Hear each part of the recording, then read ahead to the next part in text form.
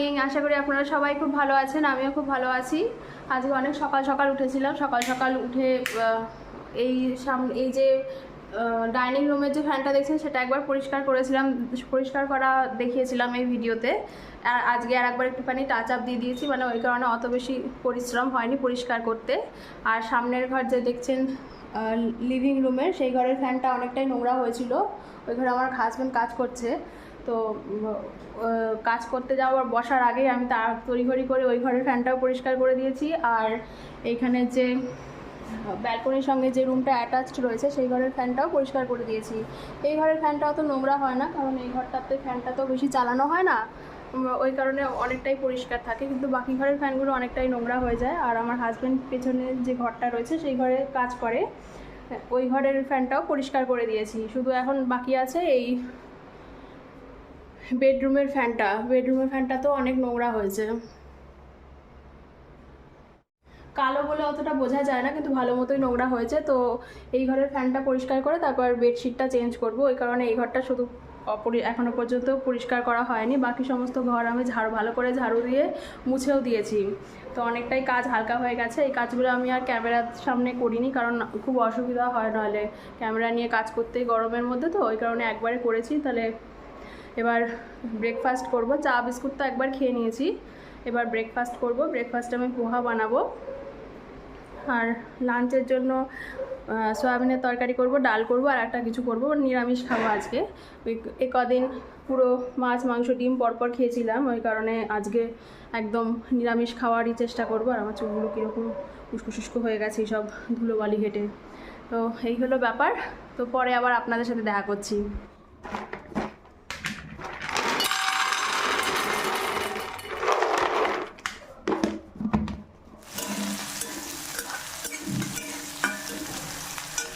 পোহা বানাতে তো সবাই জানে, তো তাও আমি একবার বলে দিচ্ছি। সাদা তেল নিয়েছি, তার মধ্যে আমি কালো সর্ষে দিয়েছি। কালো সর্ষে দেওয়ার পরে কারি পাতা, কাঁচা পেঁয়াজ কুচি আর লঙ্কা কুচি দিয়েছি, সেই সাথে কিশমিশ দিয়েছি আর বাদাম দিয়েছি।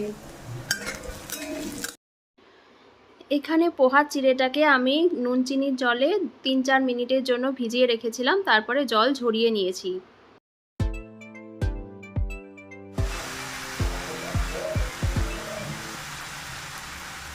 লবণ আর হলুদ, চিনি দেওয়া হয়ে গেছে আগে থেকেই। পোহার মধ্যে সবার শেষে একটু ধনেপাতা কুচি আর লেবু দিলে খেতে আরও ভালো লাগে, কিন্তু আমার কাছে লেবু ধনেপাতা কিছুই ছিল না, তাই জন্য দিতেও পারিনি।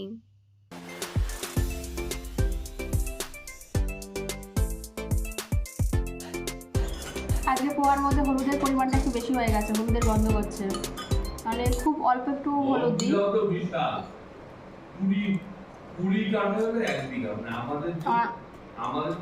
হাজব্যান্ড তার কলিগের সাথে কথা বলছে, দুজনেই বাঙালি, ওই কারণে।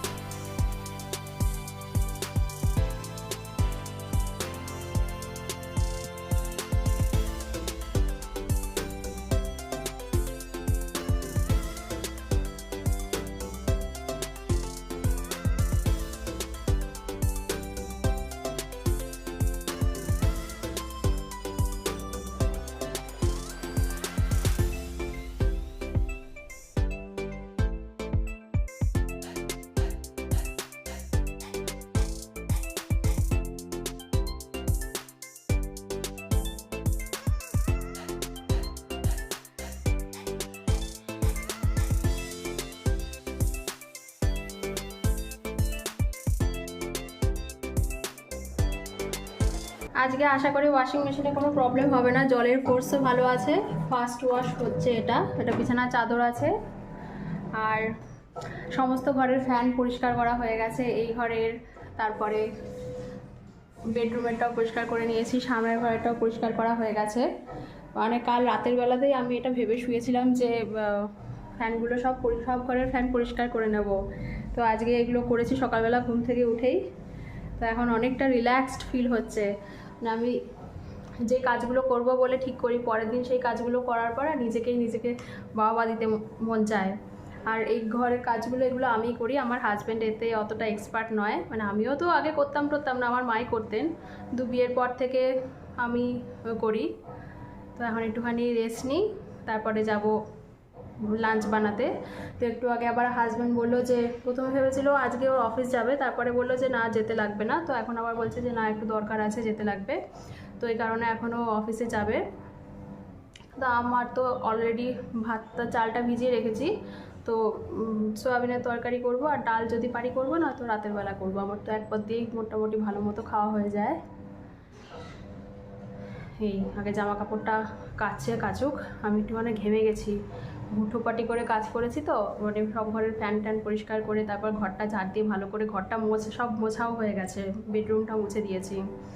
তো এবার জামা কাপড়টা মেলবো, রান্নাবাড়ি বসিয়ে দিই ততক্ষণে।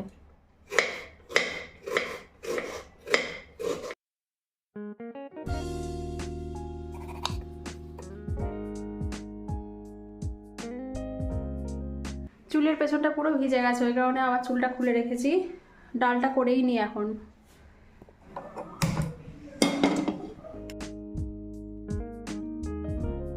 শুকনো লঙ্কা, কালো সর্ষে, অল্প একটু মেথি, গোটা জিরে, হিং, কারি পাতা, আদা কুচি। আমি রসুন দিলাম না আজকে ডালে।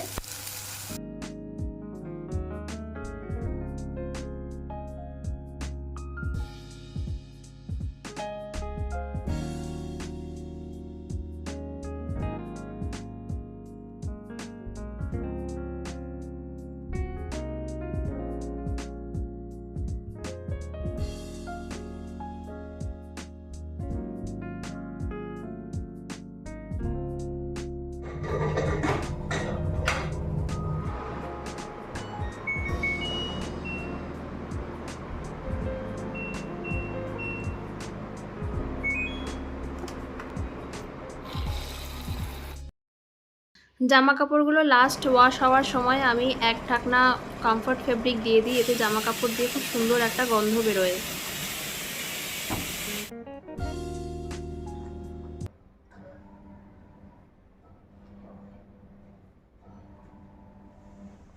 কালকে বিকালবেলা চোখে কাজল দেওয়াতে এই চোখটার তলাটায় কাজলগুলো গলে গলে পড়ছে, মানে এই চোখটা বেশি কালো লাগছে। কাজল দিতেও ইচ্ছা করে, আবার কাজল দিলে পরে চোখটা কেমন ওই রাতের বেলা ঘুমানোর পর চোখটা মনে হয় ধেবড়ে ধুবড়ে যায়। আমার না চোখের তলা খুব ঘামে, বাকি অনেকের এই সব ঘামে, কপাল ঘামে, আমার মানে এটাও ঘামে, অতটা ঘামে না, কিন্তু চোখের তলা প্রচণ্ড ঘামে, কি জানি।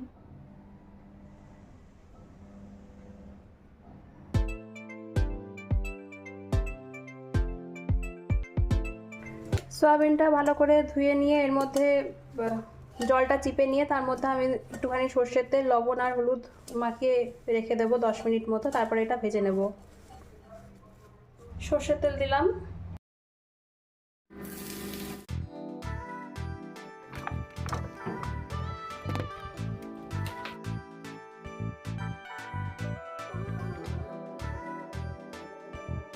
তেজপাতা, গোটা গরম মশলা,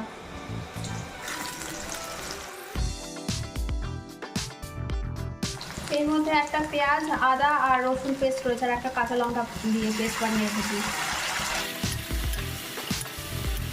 বেসিক যে মশলা সেগুলো দেবো, লবণ, হলুদ, কাশ্মীরি লঙ্কার গুঁড়ো, জিরে আর ধনের গুঁড়ো। এর মধ্যে একটা টমেটো দিয়ে দিয়েছি।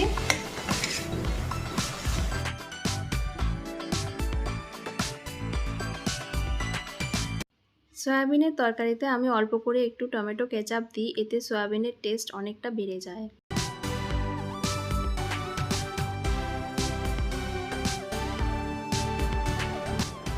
এর মধ্যে গরম জল দিয়ে দিয়েছি। লাস্টে নামানোর আগে শুধু একটুখানি ঘি আর গরম মশলার গুঁড়ো দেবো। আর ধনে পাতা থাকলে ভালো হতো, কিন্তু ধনে পাতা নেই।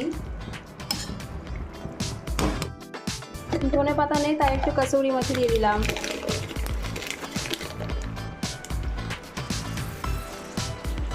ঘি আর গরম মশলা দিয়ে দিয়েছি।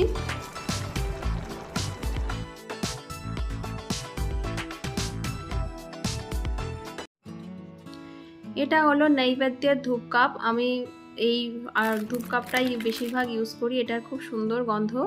আমি ওই নর্মাল যে ছোবা দিয়ে বানায় ধূপধুনো সেটা পরিবর্তে এটা ইউজ করি। এটা রেডিমেড হওয়াতে আমার খুব সুবিধা হয়। প্রত্যেক দিন ইউজ করি না, মাঝে মধ্যে সপ্তাহে 2-3 দিন ইউজ করি। গন্ধটা খুব সুন্দর হয়।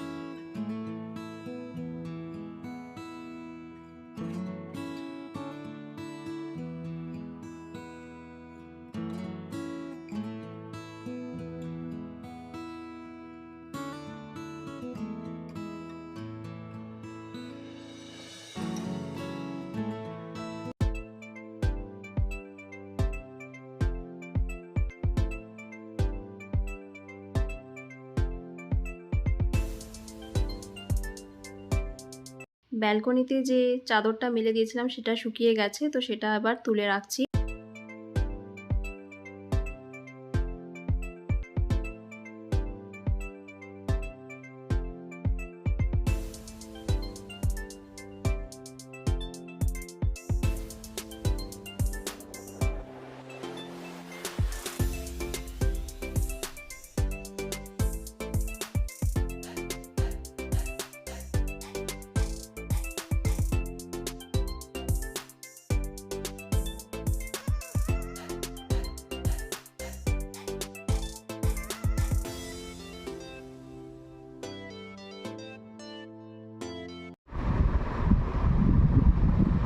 কি করি বুঝতে পারছি না। খাওয়া দাওয়া হয়ে গেছে অনেকক্ষণ। স্কুলটা খুলে একটু রাতের বেলা আবার আজকে আর কিছু রান্না করতে হবে না, যেহেতু সোয়াবিনটাও এখনই করে নিয়েছি আর অরলের ডালটাও করে নিয়েছি। রাতের বেলা ও অফিস থেকে আসলে পরে যদি বলে ভাত খাবে, তো ভাত যেটুকু আছে ওর হয়ে যাবে। আর রুটি করলে তো আটা মাখিয়ে রুটি করতে হবে। চলুন তাহলে আমার ব্লগটা আমি এখানেই এন্ড করছি। শনি রোববার আমার সেরকম কোনো কাজ থাকে না। রোববারে মানে সোমবার হলেই আমার কাজের চাপটা একটু বেশি পড়ে যায়। বিছানার চাদর টাদর চেঞ্জ করতে হয়, সেই সাথে ঘরটা মুছতে হয়। আজকে তো তার উপরে আবার ফ্যান ট্যানগুলোও পরিষ্কার করেছি সব ঘরের, ওই কারণে খুব টায়ার্ড হয়ে গেছি, একটু শোবো। তারপরে আবার কালকের যে ব্লগটা রয়েছে সেটাও এডিট করতে হবে, তো একটু রেস্ট নিয়ে নিই। তো ঠিক আছে, আমার ব্লগটা আমি এখানেই এন্ড করলাম। আপনারা সবাই খুব খুব খুব ভালো থাকবেন, সুস্থ থাকবেন, নিজেদের শরীর আর মনের খেয়াল রাখবেন। আর আমার ব্লগিং চ্যানেলটা যদি আপনাদের ভালো লেগে থাকে অবশ্যই লাইক অ্যান্ড সাবস্ক্রাইব করে দেবেন। টাটা।